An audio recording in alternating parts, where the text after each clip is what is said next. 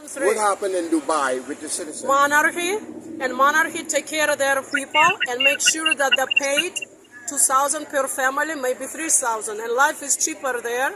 Life is cheaper, but all the Dubai citizens are paid, very paid. From who? From the monarch, from the king. From the king? Yeah, from the king. Wow. Money comes in Uh-huh. through the government. The government distributes the money to the people. And there are no poor people. They're like only Dubai, poor people in you Dubai cannot be are poor. those that came No from poor another in country. Dubai. No poor in Dubai. Just like Kuwait. They get money, like almost like American Indian the casinos. The money yeah. goes out to the people. Okay? And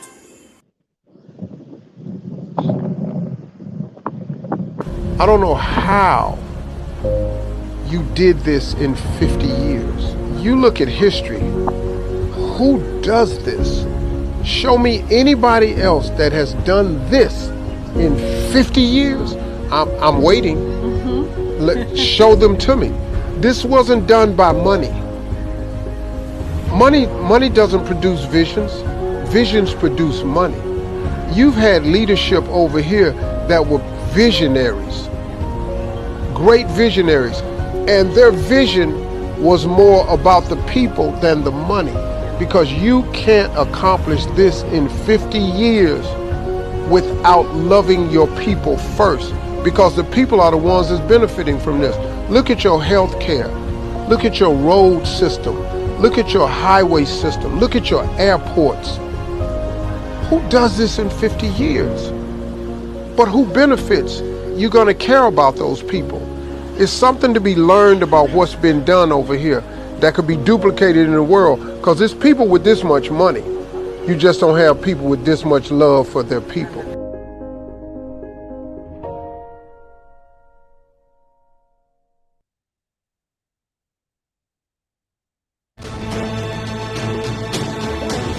This may be the best citizenship in the world, and they all have it. Because of this card, they get free land, free education, free weddings, free hospitals, and even a free funeral. It's the citizenship of a country in the Middle East called the United Arab Emirates. This is what life is like for citizens from the Emirate of Dubai. And because the city is so generous, they get the craziest benefits I have ever seen. Are you ready for this? When you are born, your parents pay nothing. Your delivery and checkups for the next 9 months are all free. Then you grow up and you go to school. Local school in Dubai is free! And so are universities, because Dubai will pay for you to get a degree. I studied at Zayed University and New York University, both for free. Who's gonna pay for that? The government. Then you get married. If you can't afford the wedding, you get $20,000 to throw a wedding. And after marriage, every local Dubai family gets this: free land. Did you get free land? Yes. Did you get free land? Yes. Did you get free land? Sure, yes. And if you cannot afford the home, then you get a grant to build it for free. I also can't afford building a house. I can get a 0-interest loan on housing. Zero? 0. If you need to go to the hospitals are free. And if you need surgery that's not available here, they will fly you to another country to get treatment for free. When you become a senior citizen, you get discounts, many discounts. And if you live alone and can't afford it, Dubai will even send a caretaker to look after you for free. And when you die, well, in Dubai, that's also free. Your funeral will be taken care of, and Dubai will build a full tent with air conditioning within 5 hours of your death. next to your home so your friends can come and say goodbye to you. The point of government is to take care of people. And in Dubai, they take it to the extreme. Imagine if every city, every state, every government in the world did this. We would have a much happier world.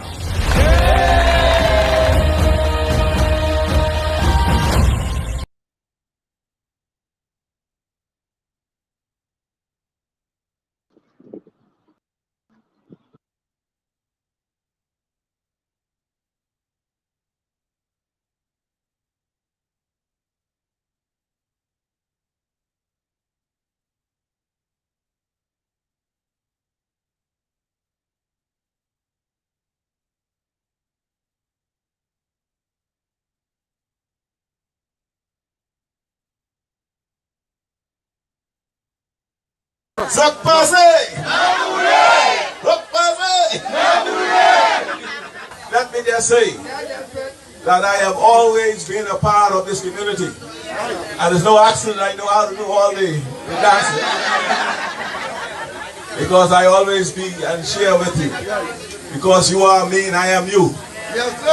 And I'll be here with you always. And those who knew me from the past and know me now, they always knew that I was there and always been there for you. I don't. Good evening, ladies and gentlemen. We are live. In West End, having a very restful evening. You know, we've been working hard for several days. We are in West End. We are at the porch in West End, and you know, we provided, you know, food and stuff for people who want to come down here. So if you're watching this and you're in West End and you want some grilled food, we got some good grilled food down here. We decided to feed whoever wants to come down. I know we didn't announce it, but it's just something we decided to do. Young men in the area decided that they wanted to, you know, feed some of their people. So we got some nice, good grilled food down there. These fellas can chef. And so you can come on down. They love the food and drinks down here for you. So please come on down, and the food is free. So we're not selling food like the PLP was doing. But we got some updates for you, some very important updates. So thank you for joining us. We appreciate you for joining us. We got a couple announcements. We want to first of all say our deepest sympathies and condolences to Miss Mark, who lost her daughter. You know, there's nothing you can say during these times when you have such great loss. But Ms. Mark, we give you and your family our deepest sympathy for your loss. And we'll be coming to see you soon. All right. We also want to say a special happy birthday to Miss Latanya Strawn, a very Mrs. Latanya Strawn, a very special happy birthday to you. And God bless you. We hope you enjoy your day. Didn't know it was your birthday, and now I found out. And we hope you enjoy your day. God bless you. All right, and we love you.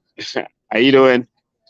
All right. We also want to wish a special happy birthday to Miss Cindy Davis. Miss Cindy Davis celebrated her birthday a few days ago. And so we want to say a special happy birthday to Miss Cindy. And again, God bless you.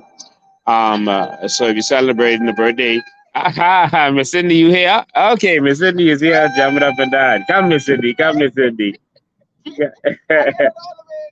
My, happy birthday to you, baby girl.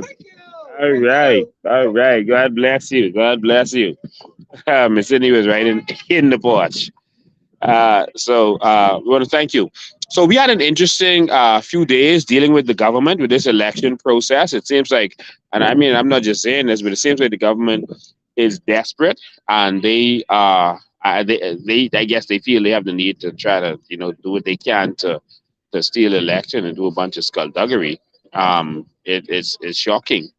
the amount of skullduggery that we see going on. I mean, it might not be vicious; it just might be incompetence. Some of it may be malicious. We don't know. But I just want to tell you, I just want to recap with some of the experiences that we've had over the last couple of days. We got to meet, uh, kind of do a debriefing meeting at the new building that was named after Obi. And of course, there's a whole building with empty building with no furniture. So clearly they rushed and opened the building. And the building has been sitting there so long. Now the building is well built. You know, give these fellas who did the work credit. They deserve their credit. Let me see if I have any pictures. I should have loaded. You know what? Let me see if I could load some pictures for you from in the building. This is the only thing that I found disturbing with the building. Let me see if I can load any pictures for you. I'm gonna try to load a couple of pictures for you. What's happening here? All right, let me see if I can load. Okay, the pictures right there. Boom, boom. I think that's it. Okay, I'll just quickly load two pictures so you can get an idea of what I'm saying. Let me see if I can quickly load this. Get them up. Yeah, the building, of course, was sitting there for a very long time. So the work that was done was very good. I want to give these people their credit. It was disgraceful and shameful that the building was sitting there for over 10 years. I heard the rally last night where the government is now trying to blame the FNM for the building being in that state, even though the government been in power for 2 years, and they're trying to say that the building was started when they during their last year, and then they got voted out. Well, first of all, that's a lousy excuse. Why would you start a building in your last year? If that was the truth, it's not the truth. But why would you start a building in your last year? You know, we're tired of these excuses. You have to. So you didn't come into government knowing that you wanted to build a building so that you could start it when you got in. That is utterly ridiculous. All right, that it wasn't started doing their last year. All right, that's a lie. But even if it was, why would you do that? All right, and so they're saying that they had 1 year, and then they had the 4.5 years of the FNM, and then they had 2 years of the PLP, and now, oh, sorry, I have the phone too close. Thank you for letting me know it's echoing. And so that's, make sure they say they're getting a little echo. You make sure we don't get any sound from that. I was trying to show you pictures. I was trying to load the pictures. The internet, I guess, isn't too good where I am. Now, what I noticed was that when you go into certain places in the bathroom, etc., the fixtures, any fixture that has metal, is starting to rust. That's how long the building has been sitting there. I was trying to load the pictures into the system so I could give you a good view of this. But I may just have to do a phone to phone. Okay, they're coming up now. They're coming up now. Wow, this took long. All right, so I want to show you these pictures. Why are people calling me during my live? All right, so that's one of the pictures. If you look at this carefully, you will see where it's already started turning. Hmm? Yeah, someone just told me. Yeah. Oh, that's probably no. That's because of this. Okay, I have two phones right next to each other, so that's why the echo is going on. But look at what you see there. That's some of the fixtures. I don't know if you could see it good, but it's already bent out of place. That's the tissue holder on the wall. It's already bent out of shape and it's already rusting. And this is in the new building. And that's because the building was sitting down for over 10 years. All right. And so this is what's starting to happen on the inside again. Anywhere where there's masonry, carpentry, whatever, is pretty good. It looks really good. But anywhere where there's metal, etc., there's rusting going on. We were told stories of mold. I have not witnessed that being in just the floor that I was on. I was just in the magistrate court. That looks good, by the way. Now, this here, you can see this is the disabled arm bar. And as you can see, if you can see that good, that is rusting. All right. So If you hold on to that, you get rust on your hand. And so this is in the bathroom in the magistrate court part of the building, the new administration building. So they didn't change these stuff out before they started, and so it looks really really bad. Just the stuff that's really metal, but everything else looks good. Um, but the rest of that makes absolutely zero sense. All right. So I just wanted to do that to let you know that I'm gonna let me continue to update you. So we met at that building, uh, and uh, and we met with the parliamentary registry department to talk about some of the things that went on, and they were making excuses for everything. It's like they're working with the government and they don't care what you say. Nothing you say is going to be changed, and that was kind of the attitude. They had a woman there. Her name is Donna Smith. She is the legal. She's the legal consultant for the government, but she was doing all the talking. She was doing all of the talking. I mean, literally, the registrar was just sitting there and she was just talking. When persons asked the registrar questions, she was answering the questions, and she's just a consultant or a legal consultant. Not a lawyer for any government department is the attorney general.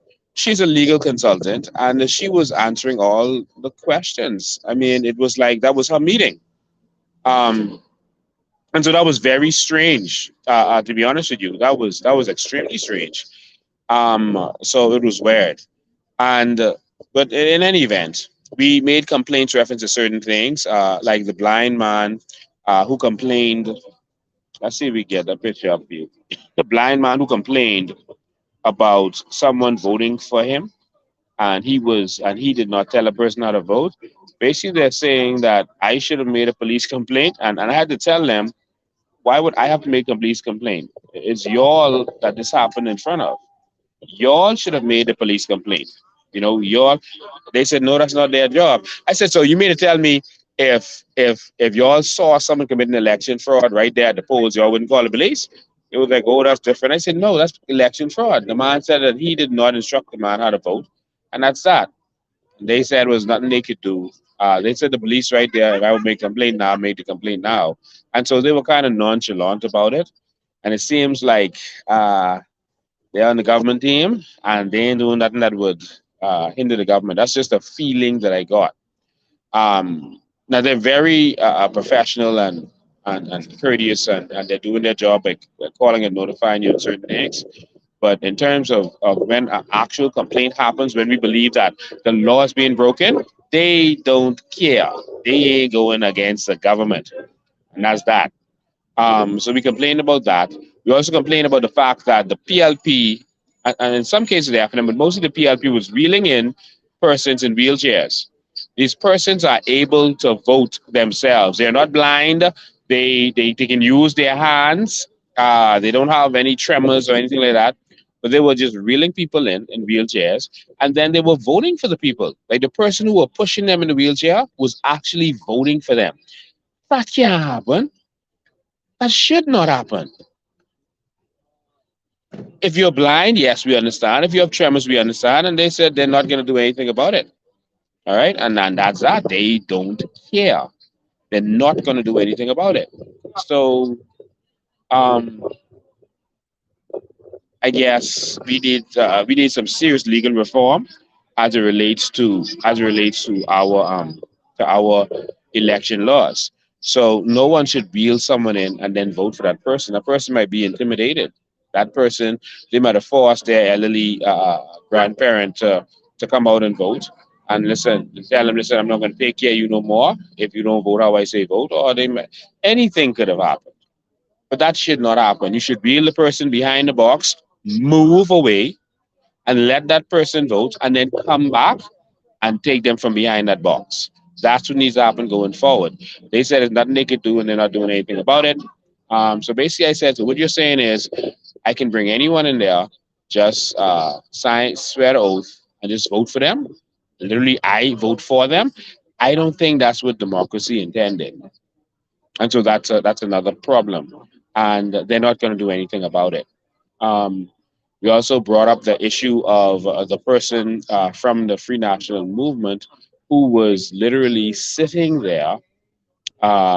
sitting there, so sorry, standing there behind the building, and we saw a couple persons approach him. We have that on camera, and one person that we put out there approached him, and he put money in their pockets. We brought that up. Well, sorry, well the F&M brought that up, saying that I made accusation against them, and then we cleared it up by saying that the biggest issue there was that he was too close to the pole. There's laws. Now, here's the kicker. Peter Turnquest was talking. Peter Turnquest said that he can confirm for us, they looked into it and they can confirm that he was one of their generals, one of the F&M generals, and that this F&M, the lady who approached him was actually his assistant. That's what Peter Turnquest said in that meeting. I'm telling you the truth. Peter Turnquest said that the lady was the Peter Turnquest said that the lady was literally the person's assistant, Jesus. Um, and the reason why we said that, see, when you lie, you have to have a good memory, and that's why you shouldn't lie. But when it's a group of people lying, you have to have a good memory and good communication. All right. And that's where the problem comes in. Why do I say that? Because the man said that the woman was his niece on video. On video. And Peter said that the man was not related to him, that the man was his assistant. So when he said that, I said, gotcha. You clearly lied. Everyone else in the room remembers that he said that was his niece, and he got egg on his face and wanted to change the subject. That was Peter Turnquest and Dwayne Sands. Dwayne Sands had put out something. Well, he had said some stuff about I have no credibility. Remember, this is Dwayne Sands who had to resign from his position because of shady business while he was in government. But why does the F&M feel that they need to do these things? I still don't know what he gave her the money for. I can't say what he gave her the money for. But the fact that they're lying about it is very, very curious. I don't understand why the F&M would choose to lie for something as simple as that. That's unnecessary. Jesus. We also had another issue that happened that morning where the ballots were brought in without us present. Now, Section 65(3) of the Act says that the candidate or their agent should be present with the box. They told us that at that time that we could not come with the box because it was emergency. They had to do it quickly. They couldn't give us any real notice. And so that's why it had to be done that way. Otherwise, they would have let us come in the plane with the box. That's what they told us at this meeting. We were also concerned that someone else came. We resolved that. And so the real issue is, why can't we be with the box even though the law says that? Okay, so they called us today, and they wanted us to compromise with them again, and we said, okay, we have enough notice. The boxes are leaving to go back to Bimini tomorrow. Can we have one person go in the plane? They said no. We're not letting you have one person go in the plane. In fact, the parliamentary commissioner, said he's not letting us go in the plane with the box, and that's that. Sue them. He said, sue us if you want to do it differently. That's literally what he said. Sue us. They're not letting us go in the box. This definitely is the Commonwealth of Narnia. At one point, the legal consultant said, well, we never did it before. I said, I don't care if you didn't do it for 50 years. If you did it incorrectly before, then you have to get it right. We are concerned about the state of the boxes. We've had bad experiences. I think that's the FNM brought that up. We've had bad experiences with the boxes in previous elections, especially the advance poll. You guys saw several lives that I did where you could clearly see that there was skullduggery going on with the boxes. They didn't want us to come. And the excuse was there was some emergency reason they had to just do it quickly and not and notify us properly and not let us come in the boxes from Bimini to Nassau. And then now going back, there's no emergency situation, but we just can't come. Sue them. Literally, that's what was said to us. We ain't letting y'all come travel with the boxes. Sue us. Commonwealth of Narnia, live and in full effect. Live. So so here's the situation that we have. They're doing a lot of strange things that we don't know. On day one, there were pictures being taken, and this is probably the only thing that they allowed. On they police was in there taking pictures of the people while they come in to vote. All right, and there was no mention of this in the news. No mention of this anywhere. The news didn't even call them and ask them anything. It's almost like you're living in a Gestapo state where even the media is under control. you know, any little petty thing about me, any little misstatement or misstep, I say, oh, that all over the place. But the police was taking pictures of people as they voted. That should have been headline news, along with so many other things. But nothing. That's very curious.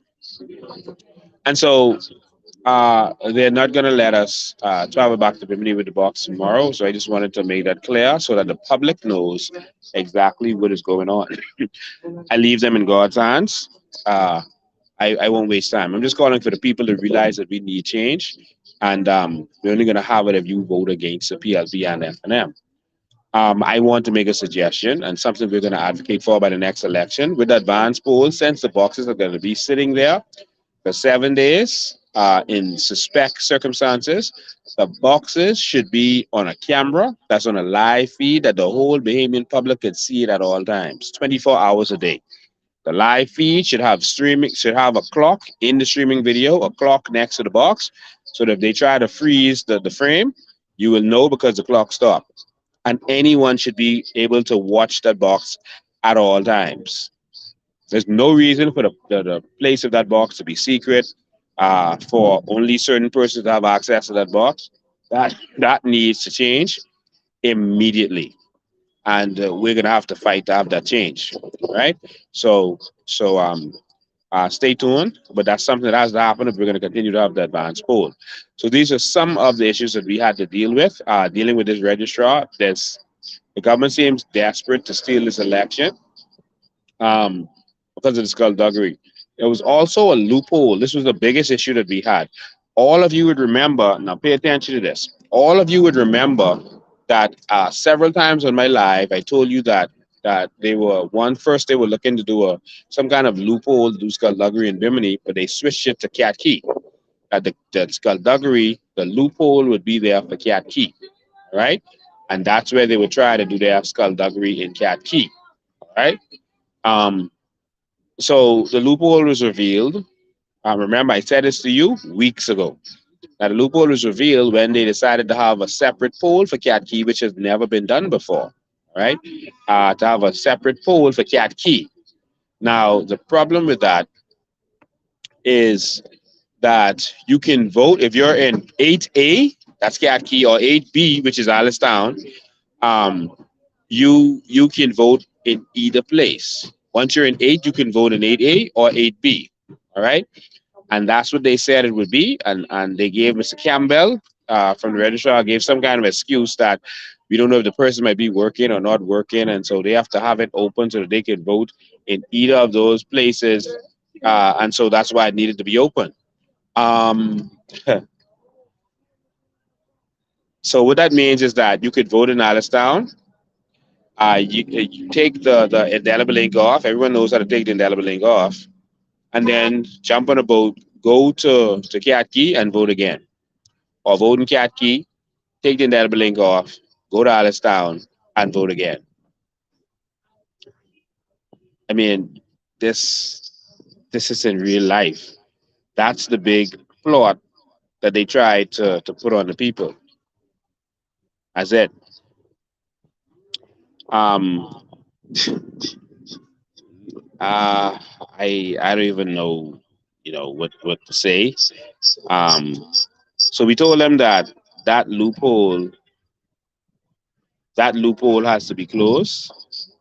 They were refusing. They were giving excuses for that loophole. I'm gonna switch cameras here for a sec, but I can't Because I see can't your see text. I'm gonna. I'm sorry for the feedback. Yeah, I'm gonna switch cameras for a sec. All right. So, okay, the lighting is a little better here. All right. So, um, I mean, I don't even know what to say about that. I mean, how do y'all feel about that? And I'll tell you how. In the end, I had to fight them tooth and nail. I had to fight them tooth and nail in order to get some kind of solution to this. But I actually told them in the meeting. But they tried. I told them in the meeting. Get this volume down. Why is this volume staying up? Okay, the lighting is a little better here. Okay, let me mute that. Um. So I mean, seriously, how do you feel about that? I don't even know what to say about that. I mean, how do y'all feel about that? Why is this volume staying up? I had to fight them with the deal. Okay, sorry about that. All right. So that's what the loophole was. And so, of course, you know, the PLP wanted it to remain. They were in the meeting. They wanted a broad vitamin. We put in a couple so they could drink adult drinks. The PLP wanted it to remain, of course, but the rest of us were like, no, no, this can't work. And I'm telling them that that is not going to work. That has to be fixed. So, big solution. Let me tell you what their big solution was. Let me tell you what their big solution was.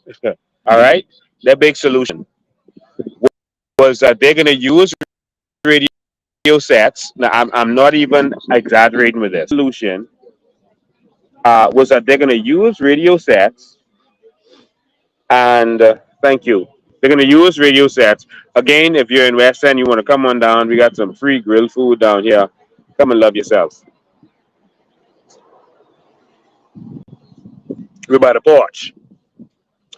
Um, their big solution was that they were going to use radio sets, ladies and gentlemen, radio sets, and that every hour or so they would use the radio set and call from Allenstown to Bimini or Bimini to Allenstown, and they would stop the election for that period and say who voted, so that you wouldn't have the persons voting in both places. I mean, like, seriously, man. Listen, that was so comical. I couldn't believe it. You know, this is a big big solution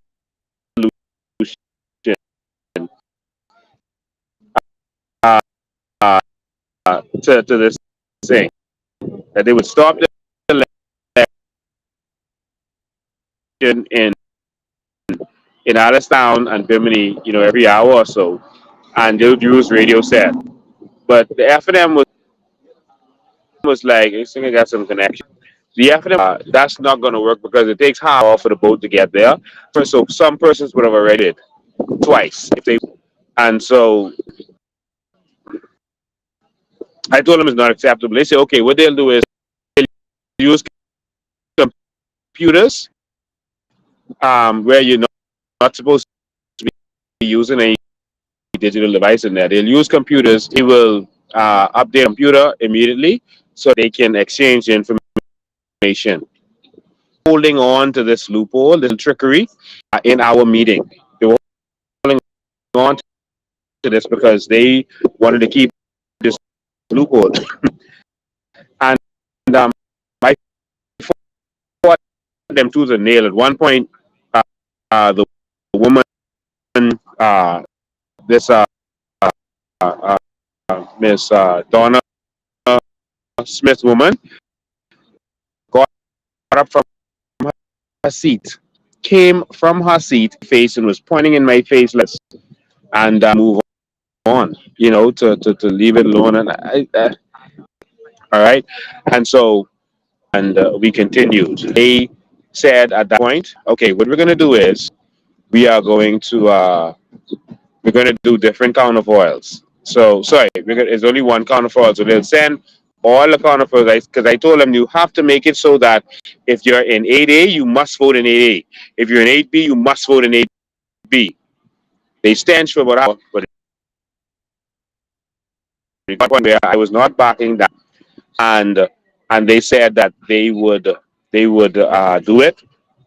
There was all kind of, this need to get gazetted and that need to get gazetted, and all this was going on. All right, and so eventually they relented and they said that they would do it. That they would only send the counterfoils for 8A at 8A, and they would only send the counterfoils for 8B at 8B, and they would make an official announcement on Monday.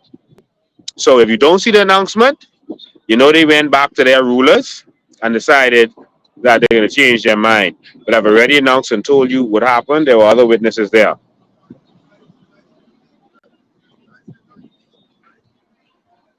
including Dwayne Sands, Peter Turnquest, Philip McKinsey. Philip McKinsey was there for the PLP, and another lady. Tennille Burris was there, independent, and the Daquan Swain was there, independent. All right. So we want you to look out and pay attention to that, and pay close attention to the skullduggery. All right. So that's what they tried to do, but we demanded that they change it and they make it as we commanded, that if you're in 8A, you must vote in 8A. If you're in 8B, you must vote in 8B, and that is that. All right. So we'll see what happens with that. I don't understand. They say that this is a PLP constituency, and they feel that they're going to win. They're confident they're going to win. Why all these strange tactics? Why all these strange tactics? What are you afraid of? What are you afraid of? Seriously. All right. What are you afraid of? Continue. So again, while Cat Key, I said it the last time we went live, but I'm going to say this again. When we were leaving Cat Key, we saw a barge and a machine digging sand, putting onto the barge, and so we were coming to assumptions about what they were doing, whether that was leaving the country, what was happening. When it's leaving the country, that's our sand, and no one is allowed to touch our sand without permit. But it turns out that someone approached me and said that they were not. It was not leaving the country, but they were using it to refurbish a beach. All right, in the Bahamas. All right, at Cat Key. So we just wanted to relay the information that they gave to us. We can't confirm that information either, but we just want to say that they're saying that the sand that we saw at that time was not leaving the country. Although that does happen in our country at this time, but they use the ships that have the sucking hoses that pull it straight into the hull and then they take it out. The barge that they were using is not what they would normally use to take it out of the country. All right, so it can be assumed that what they're saying is very correct. So we just wanted to make sure that's straight and apologize for any offenses. But we have to be watchful of what's going on with our country. So I just wanted to make that clear. All right, so we see that a lot of rallies have been going on. Rumors are being spread. People are saying that spreading rumors that I've dropped out of the race. Every week is a different lie and a different story. Every week is a new one. And when that don't work, they come with a new one. And then people will contact me. Oh, I hear this. That's true. Anything that you did not hear directly from me is not true. There are people paid to spread lies and foolishness out there, to confuse persons, to turn people off, etc., etc. Don't waste your time with that. All right? Don't waste your time. And if you call me with any of these lies, ask me if it's true, I'm going to wonder if you're sensible. All right? There are persons paid to lie. All right? And I don't have time for that. All right? Why would I drop out of the race? What do I have to lose? I have nothing to lose. You all said it's a PLPC. And in fact, we have already won. We've already won. How have we already won? It's simple. you can simply calculate what has been going on here. How have we already won? Well, we have come in here and we have brought attention to many of the ills of the people in this community, and the government has rushed to fix it because we've brought it to light. You see, evil likes darkness. All right? Jesus said that, Matthew 6. Evil likes darkness. It doesn't like light. When you turn on the light, the roaches scatter. All right? And so and so we came, we talked about the roads, they fixed the roads. All right? We talked about the lights heading out west, they fixed the lights. We've already won. We talked about this building that was built for 10 years. All of a sudden, they fix it. You think that they just fixed that just by themselves? You think they just fixed that for election? They have had 3 elections while that was building. 3 elections. All right? Let me see. Make sure that's right. No, 3 administrations, 2 elections. All right? While that was building. 3 administrations. All right? So we came, we advocated. Now the building is being opened. Now they're talking about the school. Now they're talking about the police station. You can come to whatever conclusion you want to come to, but the decision is going to be up to you. Do you want real representation? Someone's going to stand up and fight for you, or you want another political puppet in there who's going to do what he's told? On Thursday, they could be gone. Now, if you choose to go with them, then you make up the bed, you got to lay in it. All right? If you make up that bed, get in swing with the promises of the PLP and FNM again, you got to lay in it. I listened to their rally. And I was like, wow, these people really think that Bahamians are foolish. Are we going to see? But they really think Bahamians are foolish. That they can now come and promise you, what's his name? Chester Cooper. Chester, yeah, I've gone in people's houses and I couldn't believe the state of these houses. I'm glad you let me in the houses so I could see the state of these houses. Like, seriously? So 2 years and you just know the state of these houses? You in cabinet. They initiated a home repair program. And all of a sudden you realize, oh, we're going to fix your homes. Y'all been saying that for 2 years. These people's homes have been measured 2 and 3 times. All right? Promise to fix it. Pictures have been taken, information taken from them over and over, assessed. These houses have been assessed over and over and over. Now all of a sudden, listen, man, election in 3 days, so we ain't gonna be able to fix it now. Trust me, when you see you done vote for us, we can fix it. Because we the government. We got the purse. No, you can fix it because I'm gonna come in the House of Assembly. I'm gonna give you all hell. Not just to fix it, but for you to account where the building supplies went for these people. If you all destroyed it, if you sold it, if you lost it, you all gonna find these people building materials to fix their house in West Grand Bahama.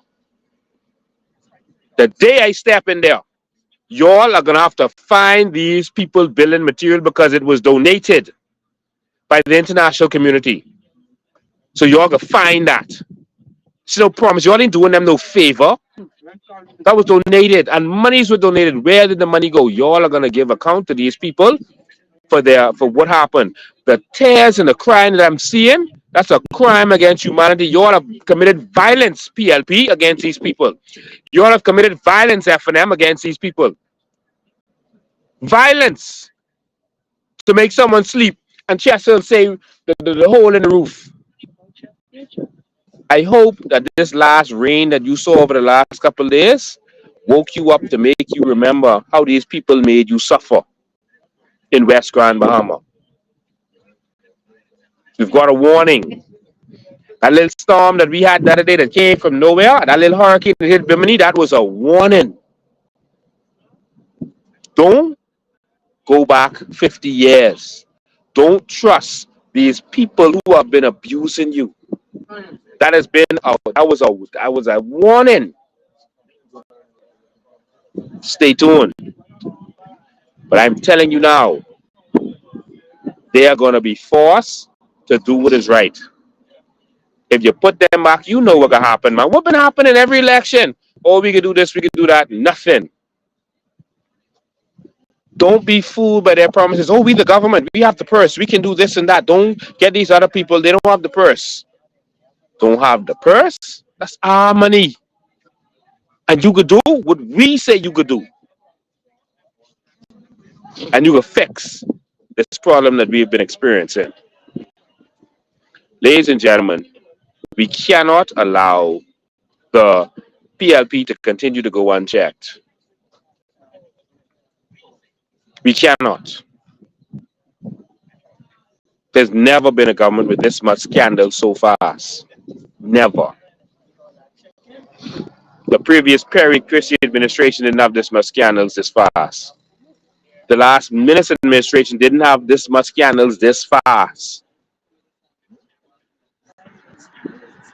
We gotta wake up. It's your choice. I wanted to touch on some of the, and I am gonna open the phone lines for you all. I'm gonna open the phone lines. I want to show you some of the vision. I've released the website lincolnbain.org. You can go there. Or you can go to coalitionofindependence.com and you can see the vision for West Grand Bahama. We put some of our short-term vision on there.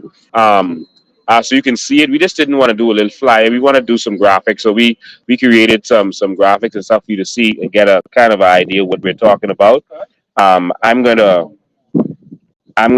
use my other phone to show you from the website exactly how it looks, and I'm gonna talk about some of the things we want to do in the community. And so I'm gonna show you this. We have a short-term and a long-term vision for the city, and you can compare it to what the other people have been talking about. And if you feel you should vote for them, then vote for them. It's simple as that. All right. And so I'm going to use my other phone. Let me see if I could brighten the screen to make sure y'all can see this good. Yeah. All right. So if you go to lincolnbain.org, just look for vision or /vision. Or just click on the link on the home page, and you're going to see our short-term vision for this community. Let me just switch my camera so y'all could see this good. I want to show you some vision, then I'll get back to talking to some other hot stuff. So just give me a sec. Let's switch the video from facing. All right, let's go to this one. Let's see if that works. Perfect. All right. Oh, it's off. So there's no glare. I'll clean this up later. All right. So we just wanted to show you this. I hope you can see this well. It's backwards. Oh God, it's backwards. Okay. Okay, let's switch cameras. I don't want it to be backwards for you. All right, let's switch camera now. Let's put camera to camera. All right. Let's see if we can get this better. All right, much. Is it forward now? Is it forward now? Or is it still? No, this is still. Why is it still showing backwards? Let's see if we can fix that. Nope, it's not gonna fix. I'm gonna show you with it backwards. Anyway, this is the website. You can go to it. It's better than printing paper. So it says the vision for Grand Bahama and Bimini. If you scroll, where's the camera? Lincoln Bain has a vision for West Grand Bahama and Bimini. So you can scroll there some more. Talked about the short-term and long-term vision. What Lincoln Bain brings to the table is one of the first things that. Say again? Yeah, man. Thank you. They bring in my grilled food. What Lincoln Bain brings to the table? Someone who's going to fight for the Bahamian people, who's been doing it for 20 years without being in Parliament, without interest in being in Parliament, who has just been doing it for the people. And so that's what you're going to get. Someone who's going to fearlessly stand up for the people. So, if your job is harassing you, they're going to now know that your MP don't play. All right. They're going to know that you are not alone and no one can take advantage of you. And everyone in this constituency is going to have someone who is there to take care of them and fight for them and for their cause. All right. And is not going to bow down because of any pressure from oligarchs or any political party. So the first thing we want to see, we're going to Some people say, oh, you can't get in touch with the minister. They change your number, etc. It's hard to reach them, how to communicate with them. But we're gonna have a constituency mobile app where you can be constantly informed of what's going on. You can go on there and you can make appointment to see your MP, which is me. You book your appointment. I be there when you say to be there. You don't have no secretary to go through, no secretary to block you. You go on the app and you book your appointment. You'll even be able to vote when I'm going to the House of Assembly to vote on certain matters. Like let's say they want to bring a gay books into school. You'll have a tab on there where you can vote to say yes or no. All right. And so you can, because now your voice is going to matter as it relates to what happens in our country. When we take over the government, this is going to happen. They basically go in there and vote however they want to vote. As far as they're concerned, they can't hear from all the people, but now you're going to be able to hear from all the people. So we're going to change the game. It's also going to have a live chat on there. Thank you, man. It's going to have yeah, these fellas chefing it up, man. I wonder if y'all could see this. This the grilled food what we have out here. And it's free, by the way. It's all free. We got some grilled food. So they just give me meat and the corn, but there's some grilled food, man. This looks amazing. These fellas could cook. Look at that. All right, this by the porch, y'all. So I'll get to that. I'll get to that in a second. Let me continue what I'm doing. All right. So we'll even have a chat on there that can hold all people in constituency. In fact, all the people in the country. So WhatsApp has its limits, and you have to have different groups. But here you'll be able to be in there and voice your concerns, and so you can go in there and do what you have to do. So we're going to talk about here our vision for our youth. I'm going to speed through this because I'm going to open the phone lines. The vision for our youth. And so we have a lot of vision for our youth. And no, these aren't Google pictures. These pictures are images that we created. And so focus on education and sports for our youth. Education, as you can see here, as you heard me say that our kids lost 2 years of good, proper education, and we're going to fix that. All right. Some of them are just learning to write, to read, to do math, etc. And we're going to do, as you can see here, we're going to do community centers where teachers can come in and teachers can work with the kids and get them back up to speed on what they need. All right, in these community centers, they're going to have access to the community centers where they have everything they need and education in different lessons. They're going to have tutoring at these community centers, and they're going to have support. They're going to be able to, as you can see, this interesting picture here. Kids are going to be able to print their homeworks. A lot of kids don't even have internet. They don't have electricity in some instances. But now they're going to be able to. They're going to be able to print all of their work. We'll provide all the supplies based on our constituency budget, and they'll be able to print and do whatever they have to do. All right, at the community center. So we're going to look out for them. All right. So we're going to do sports programs. We've already started talking to coaches. Idle hands, that we want to get these kids with some mentors and doing something positive, get them off the street and using their talents and their abilities. All right, we're going to have an apprentice program. We're going to have an apprentice program where kids are going to learn different skills: carpentry, furniture building, electrical, and all these different stuff. All right, because there's no vocational education going on right now in Grand Bahama and Bimini, and so it's happening in Nassau, but not here in Grand Bahama. So kids are coming out without any skills. We're going to change that. All right, and we're going to try to give them as much skills we can. Possibly can, and it's going to be free. So whether it's country, furniture building, plumbing, masonry, IT, website building, graphic design, we're going to teach them all of these things, these skills that they could use into the future. All right. We're going to have a skills bank also, and the skills bank. I'm sorry to have to show this to you like this because we wanted to do this properly, but we're on the streets.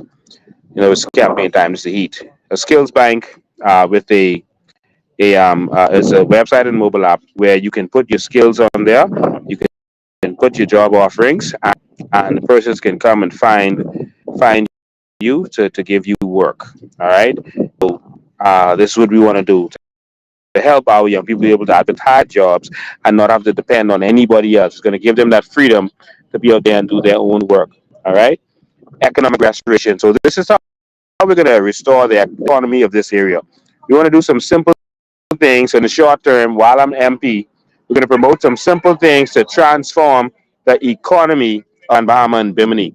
And so one of the things you want to realize is that this is a fishing village.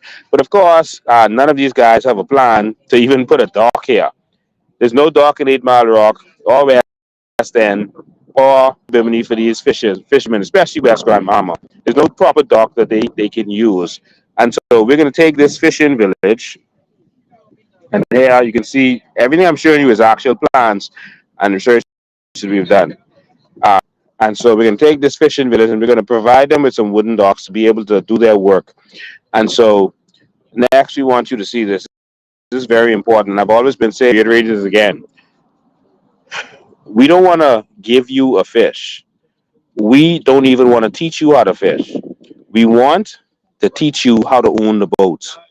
That's what the New Bahamas is all about. We want to teach you how to own the boat. All right. So boats, we're going to provide boats and equipment for fishermen. All right. As you can see, we are going to first start off with 3 to 5 boats that we're going to and compressors that we're going to lease to fishermen in this area. That for I guess don't hold me to the number. Okay? I keep saying different numbers, but 50, $5, whatever we decide, and then you go out, you get your catch and you bring it in. All right, and you'll be able to sell your catch to whoever you want. All right, um, and so that's what we want to do.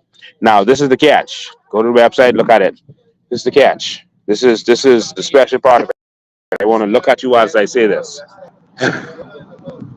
Not only can you lease the boat, your compressor, whatever you need to go out there and fish and bring it back, we are also going to commit to purchasing your catch from you. So if persons want to sell their catch to us, they can sell their conch, their fish, their lobster, etc. to us, and we will sell those on the open market for them. That way, they know that if they go out there, if they lease those boats and they go out there, they are going to be able to make some money guaranteed. All right, and so that is what we are going to do for these young men in this community. So if they go out there and they bring in $1,000 worth of conch, we're going to buy the conch from them. All right, and so it was good to lease the boat. Make sense? That's what we're gonna do, and so we're gonna make sure that they have some economy. Now they can take that money that they make, and they can repair their homes. They can get a carpenter to build a fish stand for them. So the money starts to circulate. The carpenter can now pay the barber, go to the grocery store, etc. in the community. Now we have the economy moving in this community, not the nonsense that the PLP and the FNM are promoting.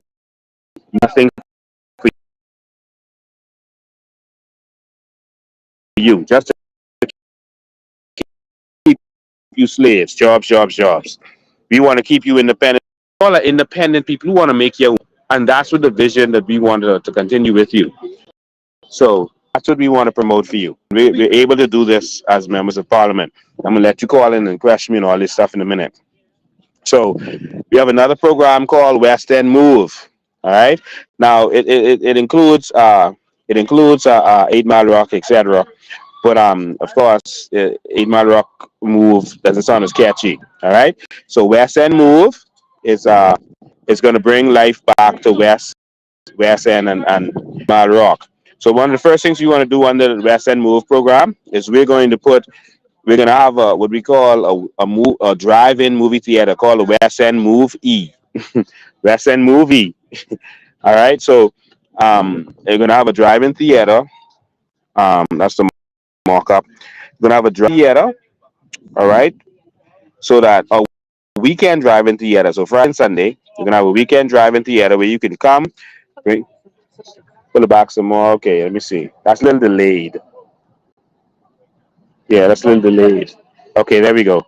All right, so we're gonna have a West End movie, and um, so they're gonna be able to go out there watch a movie. They can do it in their car, or they can come out of their car, because on the side they'll have seats that you can actually rent and sit in those seats also.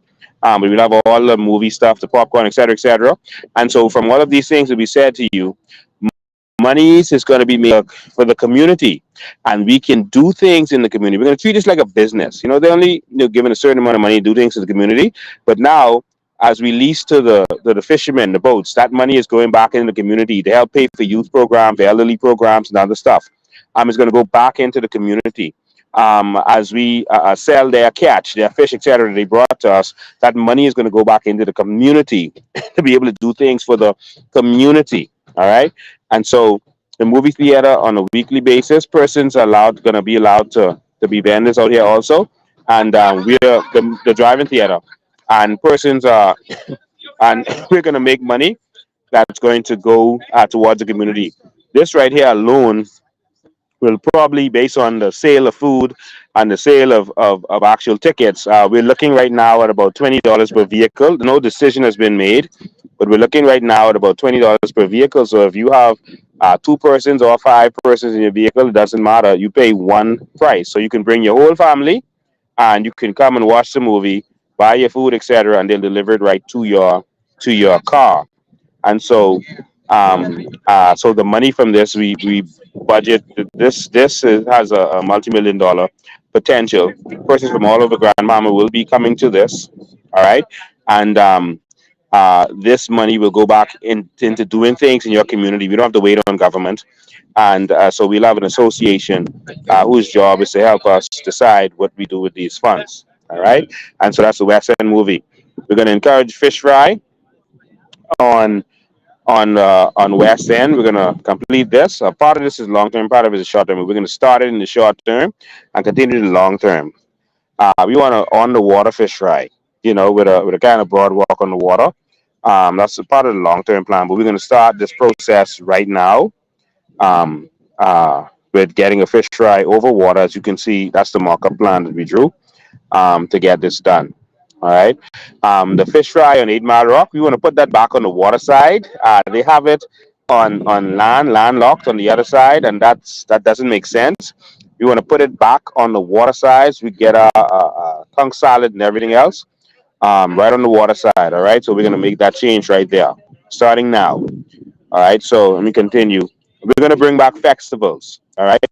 Uh, we're going to have we're gonna have monthly and yearly festivals, music festivals, boat festivals, all kind of things, kind of like regatta, etc. We're gonna have major festivals in the community where community persons. So I think every first Friday, well, the Friday after payday, every first Friday or last Friday, whatever the Friday is after government payday, we're gonna have a festival where persons can come and spend their money, relax themselves every month, and this money is going to go back into the constituency, into the community. All right. And so if you think that makes sense, then we're going to make it make sense. You have to make it make sense. And so it's going to be a lot of festivals, boat activities, and all that kind of stuff. I'm not going to say all the details right now, because you're going to hear the PSB and FM repeating a lot of this stuff, but in a way that you don't really benefit. All right. And so we're going to introduce these festivals. And last thing I want to mention on this list is assisting the elderly program, right? So we have a program to assist the elderly in our community. And so the elderly, we're going to do certain things for them. A program where we have vans that can, because the majority of this population is elderly.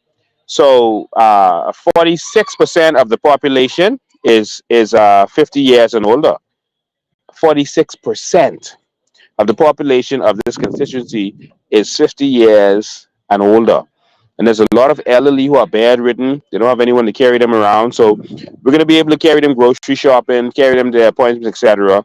You put, four or five of them in a van, now they could have someone to talk to, get out of the house, have some, normalcy. And so we're gonna fund that with some of the activities that we're doing, and with our community budget, all right, and with sponsorship to help us be able to aid them, to carry them to do their verification for NID and different things. So we're gonna look out for the elderly in that way, all right. So I'll leave that there for now, and you can tell me what you think, or maybe some people might say, don't worry about that. We just want to keep the PLP and FNM in power, and then that's fine with me. That's that's your right to make that decision. So let me know what you think. How do you feel about this? But this is vision for Commissioner Nye. Okay, let me see. The camera back on. Okay, I'm gonna switch just so I can go to the phone lines.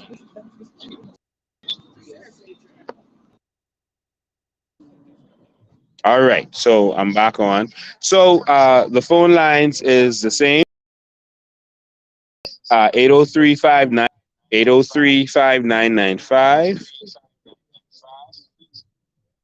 Let me see if I get them numbers up there for you. No.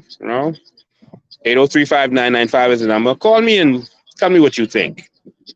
All right. 8035995 is the number. Call me and tell me what you think. What do you think about the government and all this stuff that they're doing? What do you think about that? What do you think about the plans that we have for this community where we are right now? We'll release more plans later. But what do you think about the plans that we have? All right. So let me know what you think. 8035995 is the number. Call us in. Good evening. Good evening. 8035995. And so someone asked me if we're going to have any more rallies. Well, the election is in 3 days, so we're not going to have any more rallies or motorcades at this time. We're going door to door. We're touching the people. We're in the community with the people, communicating with the people. And that's what we're doing, giving them a chance to know that there's another option out there. So that's really what we're doing. The FM and PLP aren't getting the support that I think that they expected in this community. So that's why, after the PLP had that first rally on the basketball court and they couldn't fill the basketball court, their second rally across from the building was in a small yard. That's in a regular yard, That's probably like that's a regular yard. So that was probably like 200 by maybe 75. Yeah, it was a small yard. All right. It was a small yard that they had that in. So they got a smaller venue because I didn't think they expected much people to come out. The FNM was the same thing. Their first. hmm Okay, hold on. No, you have to. So Miss Green is here. She wants to say something about my plans. Let me get her on camera. Hi, good evening, everyone. Thank you for tuning in. One thing I can say about the plans that were created for West Grand Bahama and Bimini, after going door to door and talking to a lot of the constituents, especially the elderly people, we saw where the elderly have been neglected, and the plan that Mr. Bean has come up with to help them to be able to thrive within their community, for them to continue to gain their independence, is a brilliant plan. We've been hearing rallies, or we've been attending rallies, and we have yet to hear about plans of progress, plans that will help us move forward. We still continue hearing about jobs, jobs, jobs. We're not hearing about ownership. We're not hearing about empowerment. When we hear about jobs, when I hear about jobs, I hear about opportunities for foreigners to come into our country to invest, to employ us. But before we can move in and talk about jobs, we need to first talk about ownership. We need our leaders to now talk about ownership. We need to start to own our country. We need to have a piece of our country. So when I listen to Mr. Bean's plans and all that he has put in place for West Grand Bahama and Bimini, when he gets in, these opportunities are now going to empower the constituents. They are now going to be a part of it. They are going to be the vendors. They are going to be the owners. And this is the direction we want to take our country in. We want our people to be owners of their country. Nothing is wrong with working for people, but we want to give our people the opportunity to be owners. We want to give opportunities to other people, to foreigners, but we want our people to be put first. And my fellow Bahamians, it's going to start here within West Grand Bahama and Bimini. We are going to start here by creating owners of our country. Awesome, awesome. Well, the phone lines are open. What do you think about the stuff that we've talked about today? Oh, the phone may be on silent. I'm sorry. Yep, the phone was on silent. I am sorry. You can now call in. All right, the phone line is open. So sorry about that. All right. It's now, oh Lord, I see all the missed calls. 803-5995. Okay, now it's ringing. Here we go. Uh,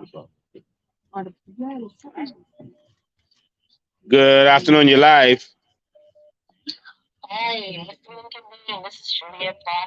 hey, Jillian Bartlett, how you doing? I'm trying to get your sound up. Hold on, give me 1 sec. The phone is ringing like crazy.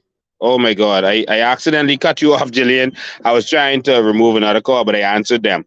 Good evening. How you doing, man? Hey, how you doing, Mr. Bean? I am awesome. How you doing? I'm doing good. This is Jeffrey Clark. I'm calling in from Florida. I just want to let you know that you're doing a phenomenal job. Thank you, man. And just to let, if the PLP felt so confident about this race, why are they doing all the cheating? Why are they doing all this? Having people on the plane that shouldn't be there?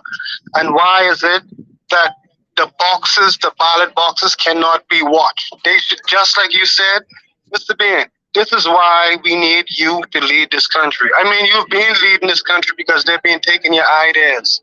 Yeah. But this is why we need you to lead this country, because the vision that you have for this place, because I remember as a kid, I remember going to Gombe, coming from Jackdaw Quarters, going to Gombe, and we used to sit there. We used to watch the boat race and all that. They had they used to Pure Trail and Raw Deal. I remember these boats as a kid, just racing. I remember all these activities that I could do as a kid. But now there's none of these stuff there. Like, I mean, come on, like, West End should be just like it's right there to Florida. Right there. Why can't, and also, me as an entrepreneur being here in Florida, I don't want to come home to look for no job. I want to come home and own and be an entrepreneur home as well. And the visions that you and Ms. Green is showing to this country, if Bimini and Grand Bahama don't latch on to you, then what they get, they deserve. Exactly. That's just my 2 cents. Thank you for your call, man. I appreciate it. We are going to build a country where how you doing, man? All of our people who have left and gone to the United States can come home too. We're gonna build something for you to come home to. You know, we wanted to say something that we were supposed to present prior. You know, a lot of fishing. I'll get right to what you call it. Just hold the line 1 sec. A lot of fishing vessels are being confiscated in the Bahamas, and they are going back to them. They're giving it back to these Dominicans, et cetera, et cetera. When they're confiscated, what we're going to do is we're going to have auctions, all right, so that Bahamians they can participate. Sorry, not auction, a lottery, where Bahamians can participate in that lottery, and one Bahamian fisherman can get that boat, all right? The boat is not going to be sunk. It's not going to be destroyed. It's not going to be sold. We're going to have a lottery for we catch any Dominicans or anyone fishing in our waters. They're going to be arrested. We're going to take that boat, and we're going to have a lottery where licensed registered fishermen can participate in that lottery, and they can own that boat. All right, this is something that we are going to do for our people. All right, let's go back to the phone lines. Good afternoon, you're live. Yes. Can you hear me? Yes, loud and clear. Mr. Lincoln Bean, I am so happy to finally, this is Miss Julian Bartlett. Hey, Miss Bartlett. To finally hear your plans for my beautiful constituency of Western, East Marrock, and a little bit of Bimini. because, you know, I believe on the one rock. I am so pleased to hear your plans to start the entrepreneurial ship for those persons who want to be in their own business, especially West End. And there are a lot of fishermen that come out of the 8 Mile Rock, right? Yes. Finally, we got a plan to start to take over to start the fishing industry in West End. I don't know why it took this long. Why couldn't the FNM or the PLP come up with this plan? And if this plan was in existence and somebody had it, and they didn't listen to them, shame on the FNM and PLP political party. Shame on them. I'm glad you're doing this, and you're explaining it in plain words how it goes right back into society Yeah. in the 8 Mile and West End area. Yeah. It makes so much sense. Yeah. I understand. I'm glad you finally came up with your plan. I'm glad that you did read the plan of the FNM and PLP before this, because when I heard those plans, I was like, what? Yeah. They got to be kidding. So keep pushing that plan, because I believe the people are going to be behind you and will support you because they need new hope. And you will bring them together. Yes. All right, so keep pushing, please. All right. Thank you so much. God bless you. Phones are ringing off to hook. 803-5995 is the number. 803-5995. You can WhatsApp call or you can regular call to get through. So the line is open now. So yeah, what do you think about that last suggestion? What do you think about that last suggestion? Oh, caller, you got to be quicker than that. Had 2 callers calling at the same time. Good afternoon, you're live. Hey, Clinton. How you doing, man? Everything cool, man. Everything cool. Let me say this to my Bahamian people. I have some, I mean, Grand Bahamian where the other places? Bimini. Yes. I have some of my people down there in Long Island living there. But let me say this to the Grand Bahamians. Look here, I've been voting in this country for years. I'm going for 60 now. Wow. And please do not listen to the slums that these corrupt politicians come to with, because they come to you with these promises. And when they get in power, when you put them in power, they turn their backs on you, turn their phones off, and you can't even get in contact with them. Don't swallow that lie with these politicians again. Please do not. Yes. We need good change in this country. And look at y'all as Grand Bahamians and Biminites. Y'all could make history in this country for the first time. Having to a party in Parliament. So y'all do the right thing. If you do the wrong thing, look here. If I could come down to Grand Bahama, I would say to you, y'all just do to get let these politicians walk on y'all necks and keep on lying to y'all and giving y'all nothing. Yeah. So I mean, thank you for your call. I appreciate it. You know, the thing is, if you've been elected for 2 years and they've treated you bad and you vote for them and they continue to treat you bad, you can't complain at that point. You got to just take it because that's what you voted for. So, you know, you can't vote for them after they treat you bad and they continue to treat you bad and you complain. You got to take it. That's yours. You asked for that. All right. You know exactly what was going on before you voted. And so let me go back to the phone lines. Good afternoon. You're live. Hey, good afternoon. How you doing? I'm awesome. How you doing? Can't complain. All right. So this is for Grand Bahama and Bimini. By the way, the plans is amazing. I think they have the best opportunity. People in Nassau wish they had that. Open and everything. They don't have that opportunity. And the reason why is a lot of people they're more of this leadership in Nassau. They don't want that empowerment. Fail to come back and they be in the trolls and stuff like that.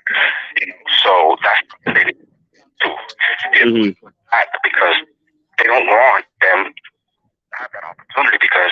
now they have a bunch of boats out there. Now they can't reap from their own land. So people need to like really do their research on this stuff. They had the Taiwanese in this place, and they was helping with our culture. Right. Okay, and the Chinese came and took them away, so they don't teach us anything. The Taiwanese came down and did everything for free, and our government took them away. The culture jewelry, the agriculture, everything. Wow. You understand? Yes, I remember. And there's something that Grand Bahama don't know because they was coming over there to teach them and go into schools. Yeah. So they're like, if we teach them, like, how are we going to benefit? We need them to send conch shell to Japan and all of their things, and then we send it back to them. Yeah. And go and research and do your own research. All right? Idea that I would love to put and compliment to see if you like it, you know. Mm-hmm. I was thinking for Grand Bahama because, you know, they really rely on, hopefully to rely on fishing and tourism. So how is it? Because you have this IP under your belt that no other government has. What if you were to put up a website when you win and say, hey, listen, we're having what you call it again when you treasure hunt. We're going to go to each stall.